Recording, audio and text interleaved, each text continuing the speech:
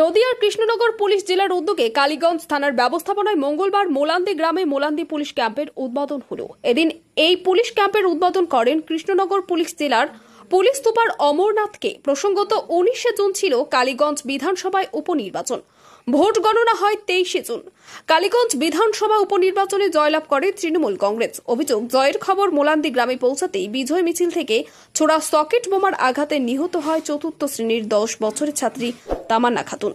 পরবর্তীতে কালীগঞ্জ থানার পুলিশ প্রশাসনের পক্ষ থেকে মোলান্দি এলাকায় বসানো হয়েছে সিসি ক্যামেরা। পাশাপাশি এলাকায় রয়েছে পুলিশি নজরদারি। এলাকায় শান্তি শৃঙ্খলা বজায় রাখতে পুলিশ প্রশাসনের পক্ষ থেকে এদিন মোলান্দি গ্রামে মোলান্দি পুলিশ ক্যাম্পের উদ্বোধন হয়। অনেক বছর ধরে আমার পছন্দের গয়না সঞ্চয় করেছি, এবার দেব আমার প্রিয় মানুষ। না, it's yours. Now it is yours. আমার পছন্দের গয়না আজ থেকে Sohan, pure and precious, Orient jewellers.